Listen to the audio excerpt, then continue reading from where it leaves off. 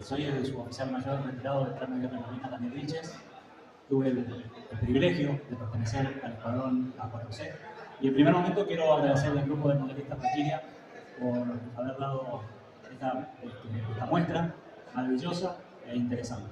Segundo, agradecerle al ingeniero Núñez Padín, que en realidad es un historiador, una persona de bien, una persona que busca hasta el último detalle, y a nosotros nos honra el tema de saber de su trabajo.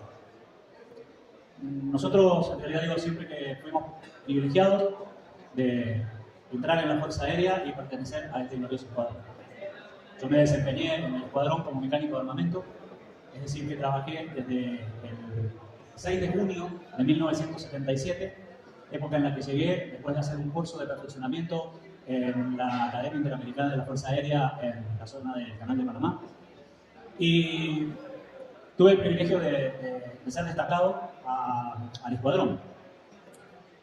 Debo decirte que los comienzos fueron muy duros, porque en realidad nosotros, lejos de la tecnología del día de la fecha, lejos de una serie de cuestiones académicas que no teníamos, nos tuvimos que hacer prácticamente en el trabajo cotidiano. La historia del escuadrón comienza precisamente allá en mediados del año 1977, cuando era otra fuerza aérea. Traigo como comentario que la Cuarta Brigada Aérea en el año 1977 volaba 10.800 horas. Tenía la escuela de caza, tenía el escuadrón de F-86F, tenía los dos escuadrones de A4, tenía los Douglas DC-3, tenía aviones Aerocommander, es decir, y tenía también los Lama, que llegaron en 1977. Es decir, que el movimiento de la brigada era muy arduo, y nosotros teníamos trabajos que yo, siendo mendocino, tenía que vivir en la brigada porque salía muy tarde, los medios de locomoción no eran los que hay ahora, y entrábamos muy temprano a trabajar. En ese ámbito nos fuimos desarrollando nuestras capacidades operativas. El punto culmine del escuadrón comienza a principios de diciembre de 1978, con el conflicto con Chile por el canal de Beagle, que el día 23 de diciembre de 1978, y a través de la intervención papal, no llegamos al conflicto. De todas maneras, a partir de ese momento, la Fuerza Aérea desarrolló un rol que fue muy importante y que tuvo que ver con alertas tempranas desde la base aérea militar de Río Gallegos durante todo el año. Las 4 unidades operativas que tenía en ese momento la Fuerza Aérea eran la 5ª Brigada con los A4B, la 6ª Brigada con los Dagger, que era una unidad recientemente creada, la 8ª Brigada con los M3C y Mendoza. Tendríamos una alerta temprana desde Río Gallegos para lo que cada 4 meses cada una de estas unidades íbamos destinados. De hecho, en el conflicto de 1982, la 4ª Brigada Aérea, a partir del 15 de marzo de 1982, fuimos desplegados a Río Gallegos, no con la cuestión de Malvinas, sino por esto que veníamos desarrollando en 1978, y nos sorprendió que nosotros el 31 de marzo hicieron el relevo de una parte del escuadrón donde estábamos involucrados nosotros, y se quedaron los otros integrantes del escuadrón. Que es lo que decía acá el ingeniero, de que nos sorprendió la recuperación de las Islas Malvinas por una parte del escuadrón en Río Gallegos. Debo decirle que el alcanzar las capacidades operativas fue continuo, fue permanente. Para que ustedes sepan, cuando a nosotros nos tocó estar el primer invierno de 1979, los aviones no arrancaban. No arrancaban porque hacían temperaturas de 34, 35 grados bajo cero. Entonces, no había una estructura en Río Gallegos que nos permitiera andar los aviones. Es decir, todas las tareas de mantenimiento, todas las tareas de puesta en servicio del avión se llevaban adelante en condiciones muy extremas. Cuando el ingeniero hablaba del personaje ese que andaba en el carro, que está con el pasamontañas. Ese personaje era yo. Nosotros alcanzábamos capacidades para, no para demostrarnos entre nosotros quién era mejor o quién no lo era, sino que necesitábamos saber que debíamos optimizar el recurso, debíamos optimizar el esfuerzo. Ustedes imaginen que ese carro que están pechando llevaba 6 bombas de 250 kilos. Se llevaba 1500 kilos de bombas. Y había que pecharlo y había que ponerlo de una manera especial para que el esfuerzo y el trabajo se pudiera reducir. Entonces debíamos tener una capacidad para saber en qué momento girábamos el carro para que ese carro quedara exactamente que nosotros levantáramos de una manivela y llegara a la estación central. En cada una de las estaciones pasaba lo mismo. Nosotros realmente tuvimos, como digo, el privilegio porque recorrimos el país de norte a sur y de este a oeste. El remolque de la manga, de la que hacían alusión más temprano, era un dardo. Ese dardo tenía cuatro aletas, era de madera y estaba recubierto por como un material que se pone en los techos. El problema que tenía era de que nosotros, en realidad, no habíamos tenido en cuenta el peso que debía tener en la punta del dardo. Entonces, el primer dardo que se tira, el dardo sale, estaba tomado por una soga. Esa soga tenía aproximadamente una cantidad determinada de hilos, ¿sí? Pero claro, el dardo era tan pesado que al golpear en el disparo, porque eso se disparaba, empezó a girar y estuvo a punto de enroscarse el remolque, ¿sí? En el fuselaje del avión. Bueno, gracias a Dios no se dio. Después en Mar del Plata probamos desde otra óptica, que fue la de dejar el cable de la manga suelta en la orilla del avión, de la pista, perdón, y remolcarlo. Recién ahí se logró que el dardo se pudiera ser remolcado sin el peligro de accidente. Es decir, nosotros practicamos permanentemente, todos los días y todo el día. También en la brigada había, después del 78, había un avión que hacía era una alerta temprana, que tenía la tripulación, es decir, tenía todos los mecánicos y un piloto a 10 minutos para el caso de un ataque. Siempre el tema del conflicto fue con Chile, nunca fue con nadie más. Y eso nos llevó a tener que desarrollar distintos tipos de actividades, distintos tipos de configuraciones.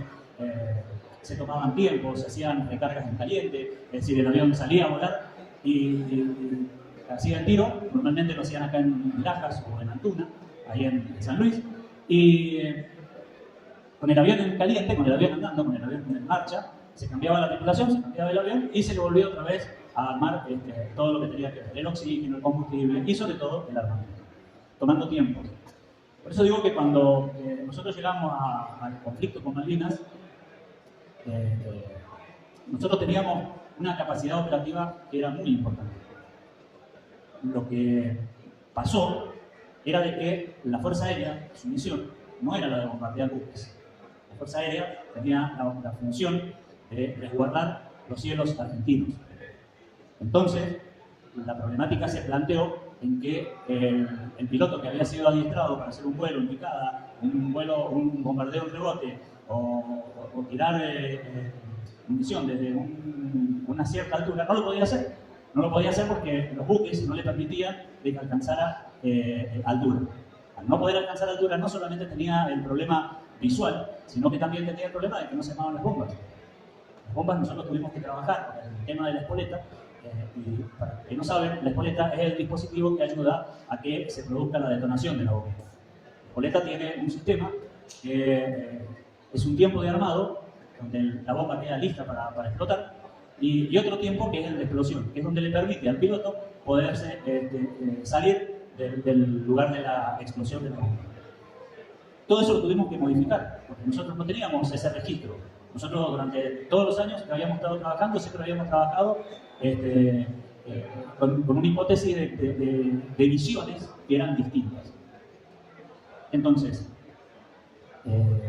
después del hundimiento del general Belgrano, la Armada mueve el portaaviones 25 de mayo, prácticamente lo saca de la zona de combate, y los únicos aviones que tenían para aportar fueron los Superintendent que, como decía acá el ingeniero, el 30 de mayo formaron parte del ataque al intensivo.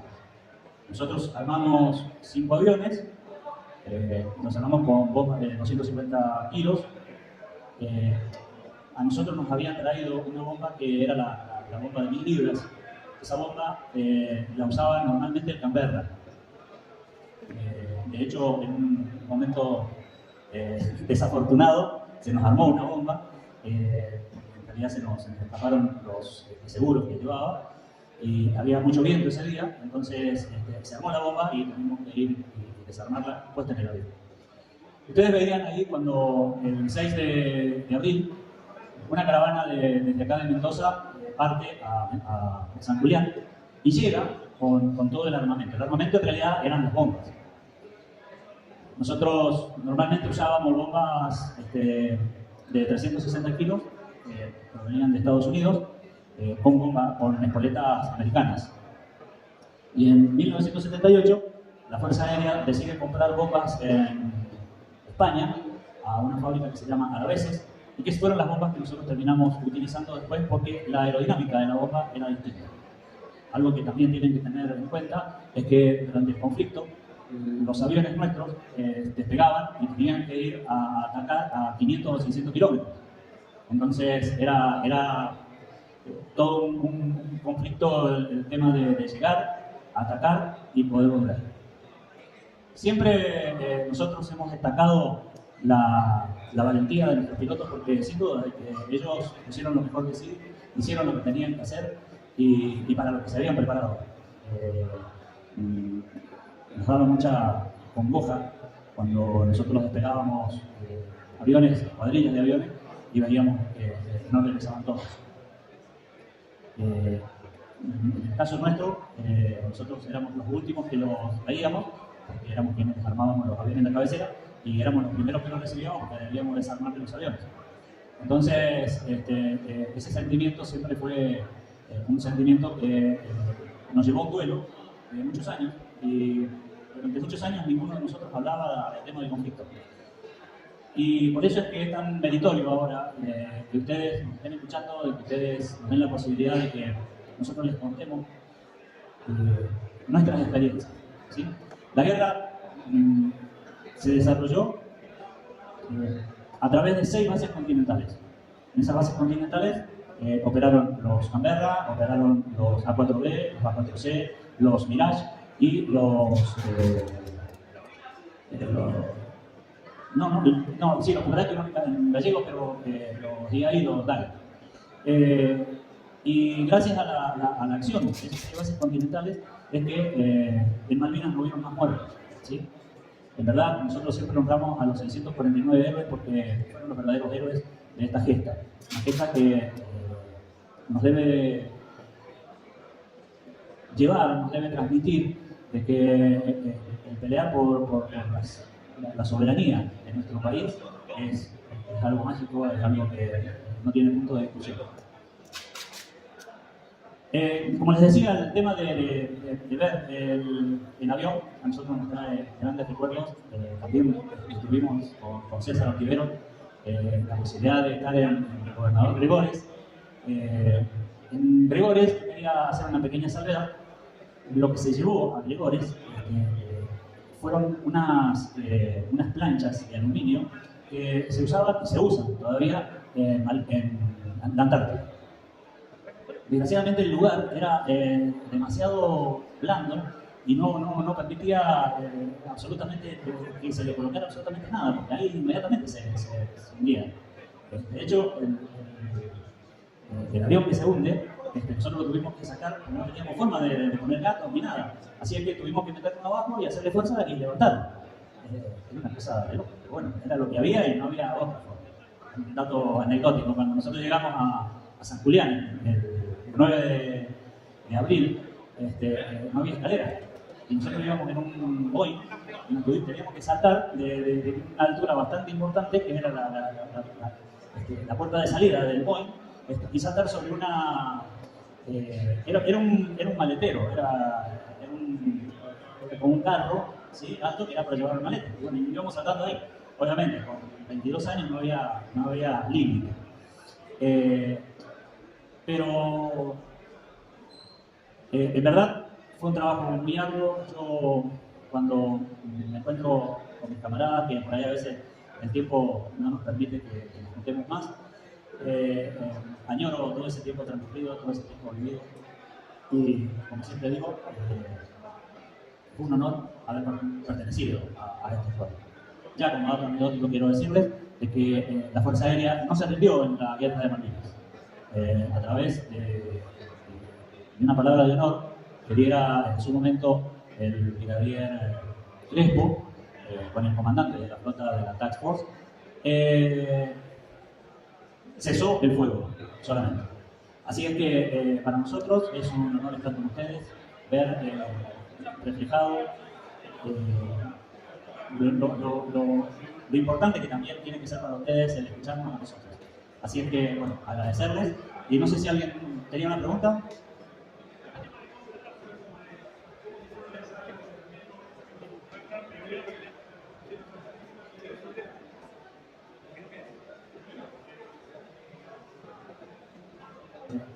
Los mecánicos del momento éramos los que más trabajábamos. ¿Por qué? Porque en realidad, como iban cambiando permanentemente las configuraciones de los aviones, éramos quienes más nos desarrollábamos en el trabajo. Es decir, que si el avión no salía a volar, no tenía novedades, ¿sí? Pero nosotros sí teníamos ese trabajo. Y uno de los que trabajaba mucho era César Ortiveros, porque él se desarrollaba como electricista de armamento. Entonces él permanentemente iba chequeando que las estaciones era la corriente que necesitaban, que funcionaran todas las estaciones y a su vez los portantes. Nosotros teníamos un problema con una espoleta que se llamaba Gamma R, que era una espoleta muy sensible, que era una espoleta lateral. Esa espoleta, en la Administración General de la Fuerza Aérea, en la Dirección General de Armamento, ellos estaban trabajando. Trabajaban porque tenían miedo de que ante un golpe con un nave, con algo circunstancial, les hiciera reventar la bomba debajo del avión. Entonces, las estaciones tenían un sistema de PIN que era el sistema de seguridad para que no pasara la corriente a la estación, al portante. Entonces nosotros teníamos, para que ustedes entiendan de qué les quería hablar recién cuando les decía de los aviones, de los camiones. Cuando los camiones llegan a San Julián, nosotros a través de la Dirección de Vialidad empezaron a traer excavadoras y ellos hacían agujeros y nosotros íbamos llevando las bombas y las íbamos poniendo en esos agujeros para no tenerlos a la vista. Entonces se hizo un mapa para saber dónde estaban las bombas, ¿sí? Es decir, que nosotros alrededor de la base donde estaban los aviones era un gran polvorín, ¿sí? Entonces un día estábamos trabajando cuando nos llega la orden de que debíamos retirar esas espoletas. Entonces nosotros teníamos una casilla rodante, estábamos los mecánicos de armamento, y con otro camarada salimos al rulo, era hacia adelante, estaba el hangar, los 4 hangares con los aviones. En todo ese rulo que habían aviones armados. Y en la salida también, es decir, teníamos 9 aviones, nosotros armados con bombas. En ese momento tenía cada uno 6 bombas de 250 kilos. Entonces, ellos estaban trabajando en el primer avión, en el avión que estaba a la altura de la cabecera de pista. Entonces, mi compañero me dice, ¿querés que empecemos por allá cuando está Chicho? Chicho es César Ortiveros. Dale, vamos a sacar las espoletas. Vamos y le sacamos las espoletas. Entonces sacamos las espoletas y nos damos vuelta, teníamos un carrito donde teníamos las espoletas, y nos damos vuelta y habremos andado, no sé, 5 o 10 metros. Cuando sentimos una explosión, nos damos vuelta y vemos que se había caído el portante con las 6 bombas. Obviamente que no funcionó el pin de seguridad que debería haber funcionado y haber cortado la energía eléctrica a esa zona, pero gracias a Dios no pasó nada porque gracias a Dios le habíamos sacado, por una cuestión circunstancial, las espoletas a esa bomba. Es decir, la bomba por sí sola no explota. Entonces, nosotros después de mucho tiempo entendimos de que la Fuerza Aérea, los distintos escuadrones, somos una trilogía. Esa trilogía tiene que ver con el personal de tierra, con el piloto y con el avión. Un dato muy importante es que durante todo el conflicto no hubo ningún avión que cayera por fallas en ninguno de sus sistemas, ¿sí? Así es que nuestros pilotos, más allá de su valor, de su entrega y todo lo demás, también ellos estaban convencidos de que nosotros habíamos aportado lo mejor nuestro para el desarrollo de la misión. Bueno, yo ¿sí? El cañón Colo, de la 4, según los testimonios de varios pilotos, se trababa al momento del ataque. Primera pregunta, ¿ese problema lo tuvieron apenas llegó el avión? Durante la guerra, ¿cómo se pudo funcionar? Y si realmente funcionó. Bueno, gracias. El cañón en realidad que nosotros teníamos era el MK12. Ese era el cañón de protección del A4C. Nosotros, ese cañón tenía la particularidad de que era electro-neumático, es decir, que trabajaba con presión de aire y a su vez tenía un funcionamiento eléctrico. Nosotros siempre tuvimos problemas con ese cañón. A medida que fue pasando el tiempo, como les decía, que fuimos adquiriendo ciertas habilidades, hasta incluso hicimos nosotros un banco de pruebas que lo pusimos un poco antes de donde está ahora la planta de ITF, ahí en el aeropuerto, cuando el aeropuerto funcionaba del otro lado. Y fuimos dándole, digamos, solucionando muchas novedades. De hecho, el avión que piloteó el entonces Alfredo Paredi, con el ataque invencible, que era el Charlie 318, nosotros teníamos un avión destacado por cada uno de nosotros. Ese avión me pertenecía. Y ese avión, gracias a Dios, pudo tirar sus 3 bombas y sus 200 cartuchos. Bueno, ahora lo voy a dejar acá en compañía de Luis Murcia, que va a dar un pantallazo de la otra parte que también es importante para todos nosotros.